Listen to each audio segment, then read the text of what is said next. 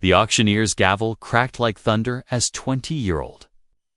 Seraphine Valdez hurled herself against the rope bindings for the third time, her emerald eyes blazing with fury that made even the roughest frontiermen take a step backward from the auction platform. "Now, gentlemen," Cornelius Wickham called out nervously, mopping sweat from his brow despite the October chill in Copper Ridge. "This here spirited filly just needs the right hand to guide her. Strong as an ox, can work sunrise to sunset, and I'm told she's got skills with horses that border on mystical." A cruel laugh erupted from the crowd. "Skills with horses, maybe, but she's already put 3 men in the doc's office this month alone," shouted Barnabas Creek, the saloon owner whose broken nose bore testament to one of those encounters. "That wildcat ain't fit for civilized company." From the back of the gathered crowd, Maverick Thornfield studied the defiant young woman with calculating eyes. His weathered hands, scarred from years of ranch work, tightened around the small leather pouch containing his last $37 money he'd planned to spend on winter supplies. Not human beings, but something about the fire in her eyes reminded him of the mustangs he'd spent his life gentling. Creatures whose wildness wasn't a flaw to be broken, but a strength to be channeled. She bit off part of Mayor Cromwell's ear. Another voice called out, "And kicked Deputy Barnes so hard he's still walking funny, because they tried to force themselves on me." Seraphine snarled back, her voice carrying across the square with the force of a lightning strike. "Touch me without permission, and you'll lose more than an ear."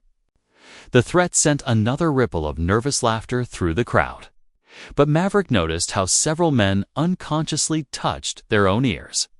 This woman wasn't just wild. She was dangerous in the way that cornered animals become dangerous, fighting for survival rather than sport. Now, Wickham continued, clearly eager to be rid of his troublesome ward. "Miss Valdez here is the last of her family line, educated at a convent school before. Recent circumstances, she can read, write, cipher numbers, and I'm told she speaks 3 languages. What good are fancy words when she's liable to brain you with a skillet?" Someone shouted. Maverick stepped forward, his imposing 6-foot frame parting the crowd like Moses splitting the Red Sea. At 35, he carried himself with the quiet confidence of a man who'd survived cattle stampedes, Indian raids, and 3 harsh winters that had broken lesser men. His dark hair, streaked with premature silver, caught the afternoon sunlight as he approached the platform. "What's her story?" he asked directly. Ignoring the murmur that followed his movement, Wickham's eyes lit up with hope at finding a potential buyer. "Family died of fever last spring. She's been difficult to place since then. Refuses to be a house servant. Won't accept marriage proposals, keeps trying to run off to join wild horse herds or some such nonsense." Seraphine's gaze locked onto Maverick's face, and for a moment, the defiance in her expression flickered into something approaching curiosity. Here was a man who didn't leer at her or make crude comments about taming her wildness. Instead, he studied her with the same careful attention she'd seen horse traders use when evaluating promising stock. "How much?" Maverick asked simply. "Well, given her challenging nature, I'd be willing to accept $25. That's less than half what I paid for her upkeep these past months." Several men in the crowd snorted with amusement. $25 for a woman nobody could handle seemed like highway robbery. But Maverick reached into his pouch without hesitation. "I'll take her," he said, counting out the coins with steady hands. "But I want her belongings to whatever she came with." As the money changed hands and the ropes were cut from her wrists, Seraphine rubbed the chafed skin while studying her new owner with wary eyes. She had expected him to immediately assert dominance, to put a collar around her neck or bind her hands again. Instead, he simply stood waiting, as if giving her time to decide what came next. "Well," she said finally, her voice hoarse from shouting, Aren't you going to tell me what you expect? What kind of work you bought me for?" Maverick tilted his hat back, revealing eyes the color of storm clouds. "I expect you to make your own choices, just like any other person. As for work, my ranch needs help, and you need a place where nobody will try to break your spirit. Seems like we might be able to help each other." The silence between them stretched for 2 miles as they rode away from Copper Ridge, Seraphine mounted on a gentle mare while Maverick led the way on his sturdy gelding. She had expected chains, lectures, or crude demands, but instead found herself riding freely beside a man who seemed more interested in watching the horizon than controlling her movements. "Why?" she finally asked, unable to contain her curiosity any longer. "Every other man who looked at me on that platform saw either a challenge to conquer or a problem to solve. What do you see?" Maverick glanced at her from beneath the brim of his hat, taking in the way she sat her horse with natural grace despite her hands being bound for hours. "I see someone who's been caged when she was meant to run free, and I know what that does to a person's spirit." The unexpected understanding in his voice made her chest tighten with an emotion she couldn't name. Most people think wild things need to be broken. Most people are fools. His matter-of-fact tone carried no judgment, just simple truth. A wild horse that's truly broken is worthless all. The fire and strength that made it valuable gets crushed out. Smart ranchers learn to work with wildness, not against it. Seraphine studied his profile as they crested a hill, noting the way he held himself in the saddle with easy confidence, the careful way his eyes constantly scanned their surroundings for potential threats. This was a man accustomed to danger and responsibility, someone who understood the balance between freedom and survival. "What happened to your last wife?" she asked bluntly. Men don't usually buy women at auction unless they've had trouble finding them the conventional way. A shadow crossed Maverick's weathered features. "Never had a wife. Been too busy trying to keep my ranch from falling apart to court anybody properly. And most proper ladies take one look at my spread and decide they'd rather marry storekeepers or bankers. So you decided to buy someone who couldn't say no." He pulled his horse to a stop and turned to face her fully, his gray eyes intense. "I decided to offer someone who'd been treated like property a chance to be treated like a partner instead. Big difference." The sincerity in his voice caught her off guard.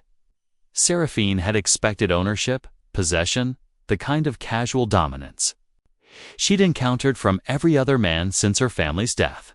Instead, she found herself looking into the eyes of someone who seemed to understand exactly what it meant to fight for survival in a world that offered few second chances. "Your ranch," she said carefully. "What kind of help does it need?"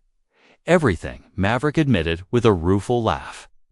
"I've got 200 head of cattle, 50 horses, and land that could support twice that if I had enough hands to work it properly. Been trying to manage it alone for 3 years, ever since my partner was killed in a stampede. And you think one woman can make a difference?" "I think the right woman can make all the difference in the world." His eyes held hers steadily.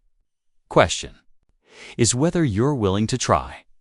As they resumed riding, Seraphine found herself studying the landscape ahead with new interest. Rolling hills covered in golden grass stretched toward distant mountains, with stands of oak and pine providing shelter for cattle and horses. It was beautiful country, wild and open in a way that made her heart sing with possibilities she'd almost forgotten existed. "What would you expect from me?" she asked, specifically. "Honest work for honest pay. Help with the horses, especially. I've heard what they said about your skills, and I'm short-handed for the fall roundup. Cooking and mending, if you're willing. Though I can manage those myself if you'd rather focus on outdoor work." The casual assumption that she might prefer outdoor work to domestic chores surprised her. Most men automatically relegated women to kitchens and laundry, regardless of their actual abilities or preferences. "I can do both," she said quietly. But I work best when I'm not told I can't do something just because I'm female. Fair enough. I work best when people pull their weight without needing constant supervision. Think we can manage that? For the first time since the auction, Seraphine felt a genuine smile tug at the corners of her mouth. Maybe we can at that. Thornfield Ranch revealed itself like a wounded animal trying to appear, strong, impressive bones showing through obvious neglect. Potential clearly visible beneath years of one man struggling against impossible odds. Seraphine took in the sagging barn roof, the fence posts that leaned at precarious angles, and the corral gates held together with rope and determination. But she also saw the careful placement of buildings that spoke of thoughtful planning, the quality of the horses grazing in the near pasture, and the way Maverick's shoulders straightened with pride despite the ranch's obvious problems. "It's not much to look at right now," he admitted, swinging down from his saddle and moving to help her dismount, though he stopped when she was already on the ground before he could reach her. "But the land is good, the water rights are solid, and with enough work, ... It could be magnificent," Seraphine finished, surprising them both with the conviction in her voice. She walked to the corral fence, where a magnificent black stallion approached with cautious curiosity. The animal's coat gleamed like polished obsidian, and his intelligent eyes seemed to assess her with the same careful attention she gave him. "That's Diablo," Maverick said, moving to stand beside her. "Caught him 2 years ago, but nobody's been able to break him. Too smart, too proud. I keep thinking I should sell him, but you recognize a kindred spirit," Seraphine said softly, extending her hand toward the stallion. To Maverick's amazement, the horse stretched his neck over the fence to sniff her fingers, then allowed her to stroke his velvet nose. "He's not meant to be broken. He's meant to be understood." The interaction between woman and horse held a quality that made Maverick's chest tighten with something he couldn't quite name. There was a wildness in both of them, a shared understanding of what it meant to be trapped and longing for freedom. "How do you do that?" he asked. "Nobody's been able to get within 10 feet of him without getting kicked or bitten." Seraphine continued, stroking the stallion's neck as she answered. "I don't try to dominate him. I let him know I understand what he's feeling." She glanced at Maverick. "Same way you did with me this afternoon." The comparison sent an unexpected jolt of awareness through him. Standing there in the golden afternoon light, her hair catching fire from the setting sun and her hand gentle on the horse's neck, she looked like something from a dream he hadn't known he was having. "I'll show you the house," he said quickly. Stepping back before he could do something foolish, like reach for her hand, the cabin was larger than she had expected. Built from solid logs with real glass windows and a stone fireplace that promised warmth during the coming winter. But, like everything else on the ranch, it showed signs of a man living alone, functional but stark, clean but lacking any feminine touches that might have made it feel like home. "You'll have the back room," Maverick said, indicating a space off the main living area. "It's got a good bed and a chest for your things. I sleep in the loft, so you'll have privacy." Seraphine nodded, touched by his consideration. "What time do we start work tomorrow, Dawn, if you're willing?" "We need to bring the herd down from the high pasture before the first snow hits, and that's at least a week's work with just the 2 of us." "I've never worked cattle," she admitted, "but I learned quickly." Something in her tone made him look at her more closely. "What did you do before your family died?" For the first time since he'd met her, her confident mask slipped, revealing a vulnerability that made his protective instincts surge. "We had a small ranch near Santa Fe. My father taught me to work with horses, but we lost everything when the fever came. I've been ... between situations ever since." The delicate way she phrased her recent hardships told him more than a detailed explanation would have. This woman had fallen far from whatever life she'd known before, reduced to being sold at auction. Like livestock, The injustice of it made his hands clench into fists. "Well," he said finally, "tomorrow we start building something new, for both of us." As if summoned by his words, Diablo whinnied from the corral. A sound that seemed to carry both challenge and promise on the evening wind. Dawn arrived with frost painting the grass. Silver and Seraphine already moving through the kitchen with quiet efficiency, coffee brewing and bacon sizzling in the iron skillet. Maverick paused in the doorway, struck by how natural she looked in his space, as if she'd been there for years rather than hours. "Sleep well?" he asked, accepting the tin cup of coffee she offered. "Well enough." She didn't mention the dreams that had kept her restless, images of running free across open plains, of wild horses calling to her spirit, of storm-gray eyes that seemed to see straight through to her soul. "What's the plan for today? We start with the easy part," Maverick said, draining his cup and reaching for his hat. "Teaching you to work cattle. Then we move on to the impossible part, actually finding them in terrain that would challenge a mountain goat." The morning began with him watching her saddle her mare, noting the competent way she checked the cinch and adjusted the stirrups. When she swung into the saddle with fluid grace, settling into the leather as if she'd been born there.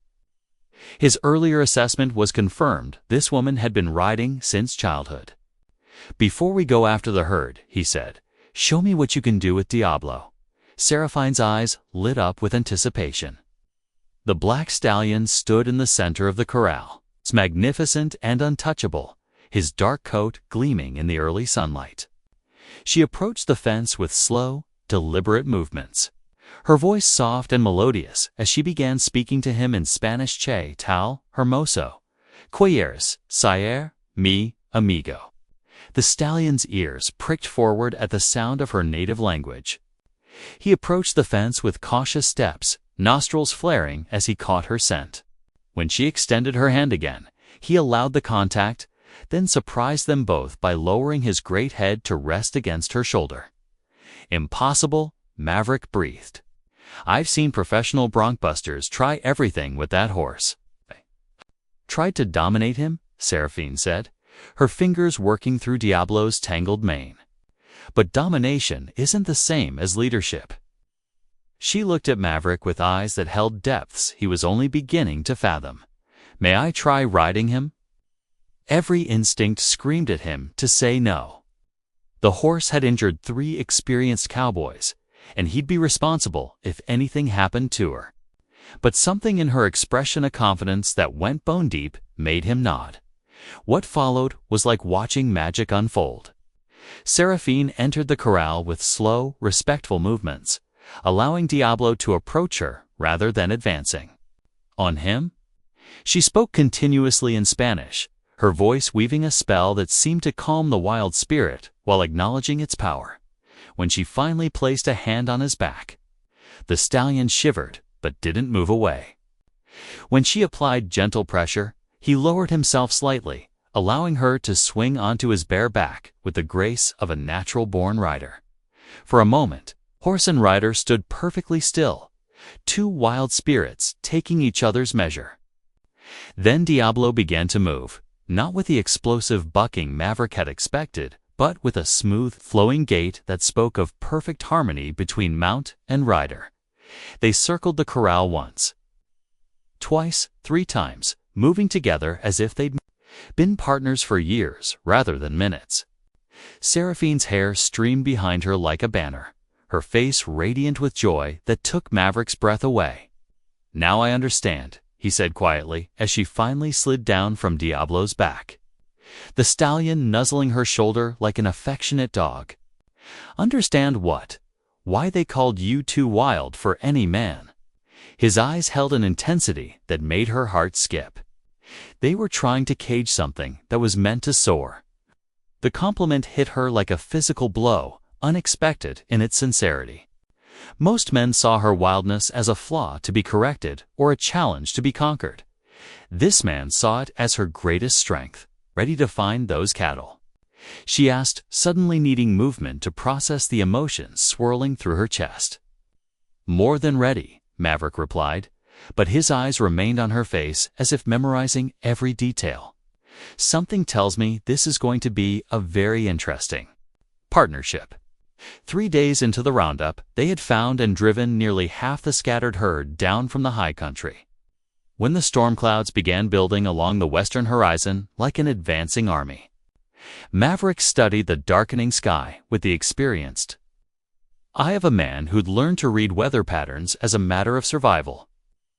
"We need to get these cattle to the lower pasture fast," he called to Seraphine, who was expertly cutting a stubborn steer away from a thicket of scrub oak. "That storm's going to hit hard, and we don't want to be caught up here when it does." But even as he spoke, the first cold drops began to fall, and the cattle grew increasingly skittish. Thunder rumbled in the distance, causing the herd to mill nervously, their instincts telling them to scatter and find shelter. "They're going to bolt," Seraphine shouted over the rising wind, her hair whipping around her face as she struggled to keep her portion of the herd grouped together. "Can we get them to that canyon?" Maverick followed her gaze to a narrow passage between two rocky hills about half a mile to the east. It would provide some shelter from the worst of the storm. But getting 60 head of panicked cattle through the opening would require perfect timing and flawless horsemanship.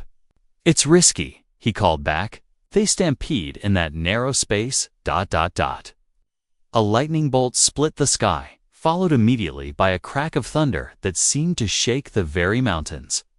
The cattle erupted into chaos, scattering in 6 different directions as their panic overwhelmed their herd instincts.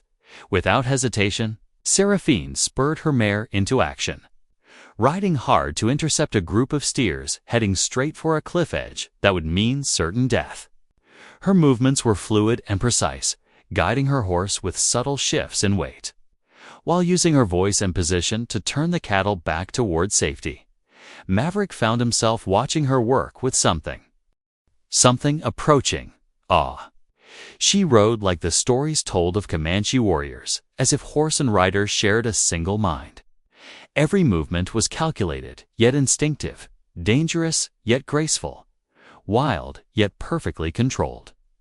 "The canyon," she shouted, successfully turning her group of steers back toward the herd. "We can still make it." Working together with the synchronization of dancers who'd practiced for years, they managed to gather the scattered cattle and drive them toward the canyon entrance just as the storm unleashed its full fury. Rain fell in sheets, turning the ground treacherous and making visibility nearly impossible. But Seraphine seemed to navigate by instinct, guiding the cattle through the narrow passage with calls and whistles that somehow carried over the wind. When a young bull broke away from the group, threatening to take half the herd with him, she was there in an instant, cutting him off with movements so precise they seemed choreographed. "How did you learn to ride like that?" Maverick demanded once they had the herd safely sheltered in the canyon. Both of them soaked to the skin, but grinning with the exhilaration of success.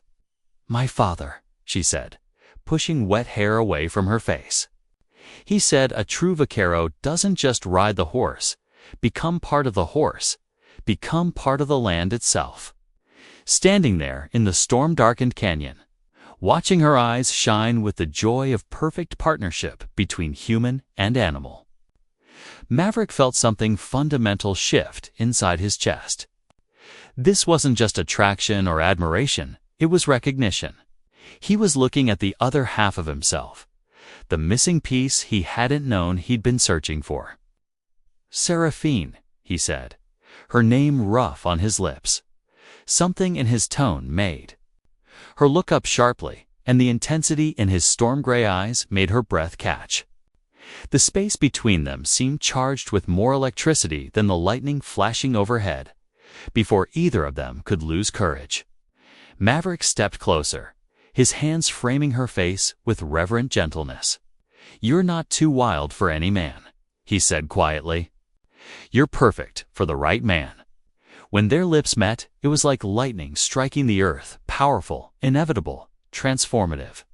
She tasted like rain and courage and everything he'd been missing without knowing it. When they finally broke apart, both were breathing hard, and the storm around them seemed insignificant compared to the tempest they'd unleashed in each other. "Maverick," she whispered, and his name on her lips sounded like a promise. "I know," he said, understanding everything she couldn't yet put into words. "I feel it too."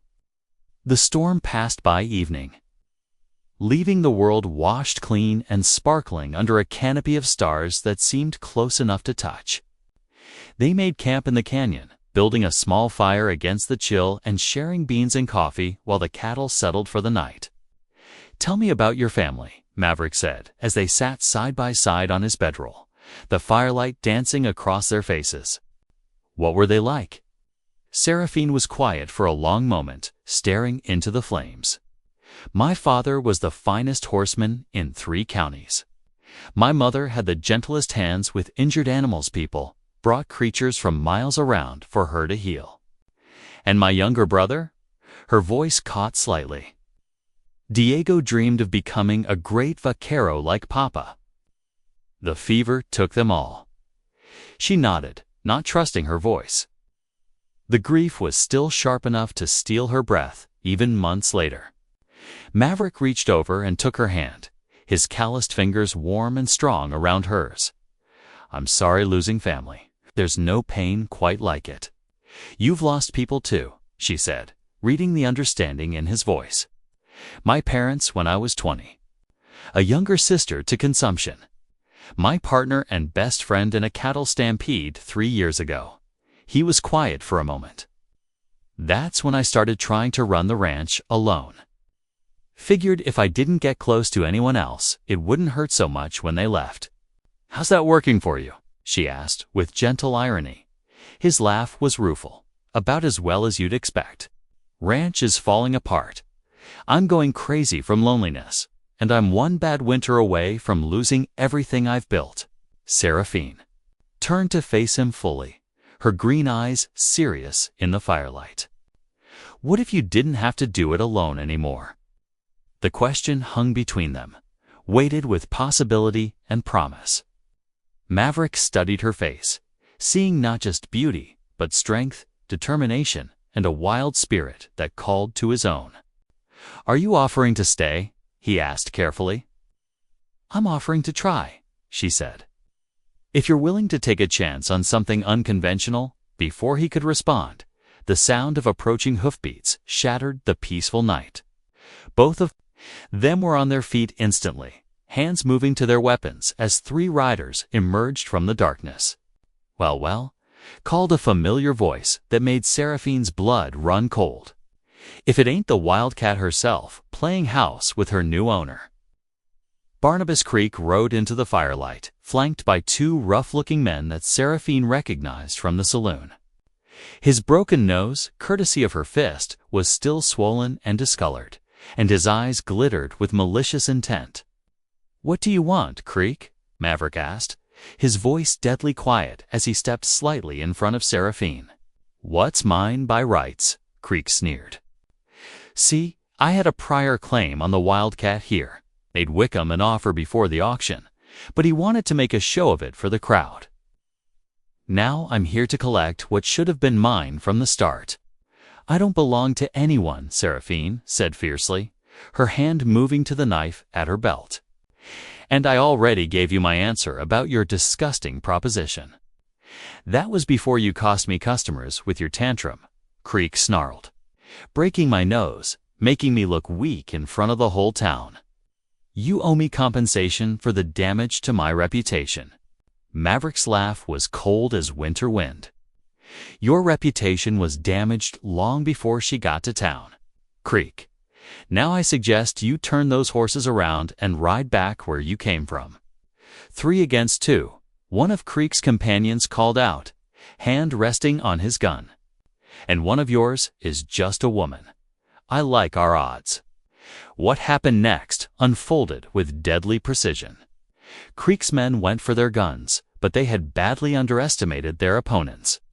Maverick's Colt cleared leather with practiced speed, while Seraphine's throwing knife found its target in the shoulder of the man who'd called her just a woman.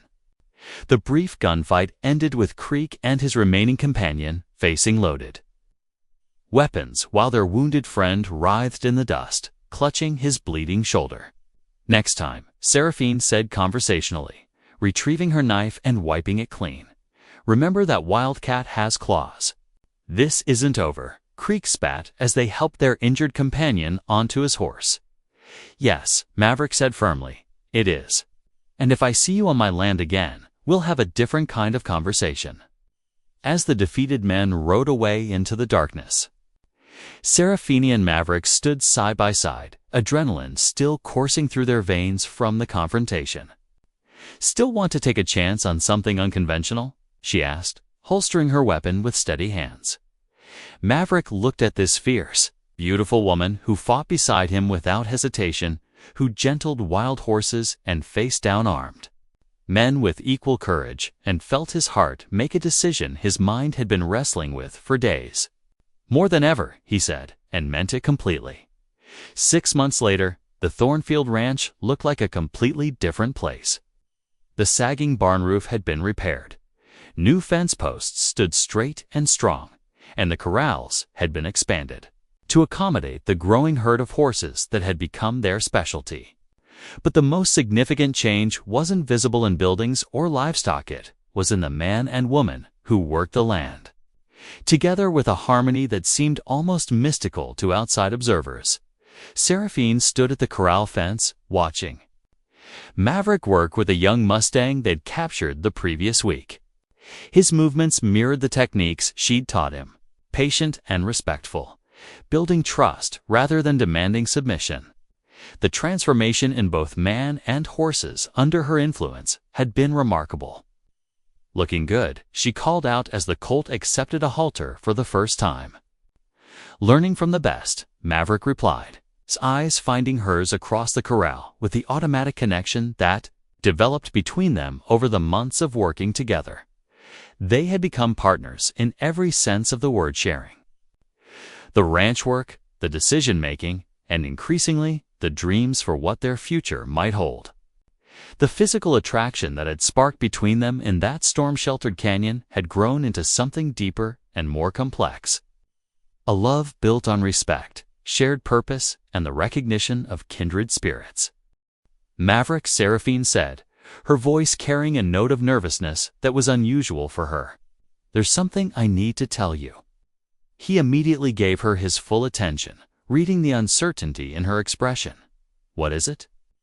"I've been thinking about what we talked about that night in the canyon, about taking chances on unconventional things." She took a deep breath, gathering her courage. "I love you, not just as a partner or a friend, but as the other half of my soul. And I want to build something permanent with you, if you'll have me." The declaration hung in the air between them, brave and vulnerable and completely honest. Maverick felt his heart swell with an emotion so powerful it nearly brought him to his knees. "Seraphine Valdez," he said, moving to her with purposeful strides, "you are the most magnificent woman I've ever known. Wild enough, 2 gentle Mustangs, strong enough to work cattle, brave enough to face down armed men, and generous enough to share your gifts with a broken-down rancher who didn't know what he was missing until you came into his life." He took her hands in his, calloused palms, meeting calloused palms in perfect understanding. "I love you too, and I can't imagine facing another day without you beside me. Will you marry me?" Her answer was the radiant smile that transformed her entire face, followed by a kiss that tasted like promise and possibility and everything they were building together. "Yes," she whispered against his lips. 1,000 times yes. The wedding took place on a hilltop overlooking their valley, with wildflowers for decorations and the horses nickering their approval from the nearby pasture. The ceremony was performed by the circuit preacher, witnessed by the few neighbors who had come to respect the unconventional couple and their remarkable partnership. Seraphine wore a dress of deep blue silk that she'd sewn herself, adorned with silver concos that caught the sunlight like stars. Maverick stood beside her in his best suit. his eyes never leaving her face as they exchanged vows that promised partnership, respect, and love for all the years to come.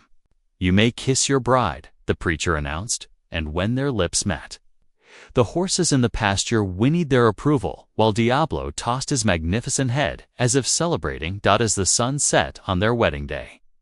Maverick and Seraphine stood on their porch, watching the horses graze peacefully in the golden light. The ranch that had once been a testament to loneliness and struggle had been transformed into something vibrant and alive, a place where wild spirits could flourish together. "No regrets?" Maverick asked, slipping his arms around his wife from behind. "Only that we waited so long to make it official," Seraphine replied, leaning back against his chest with perfect trust. In the distance, Diablo called to his mares, the sound carrying across the valley like a song of freedom. It was a sound that perfectly captured what they had built together, something wild and beautiful, and strong enough to last a lifetime. They had both been labeled too wild, too difficult, too unconventional for civilized society, but together, they had discovered the truth that eluded so many others. Sometimes the wildest hearts are simply waiting for the right partner to run free beside them.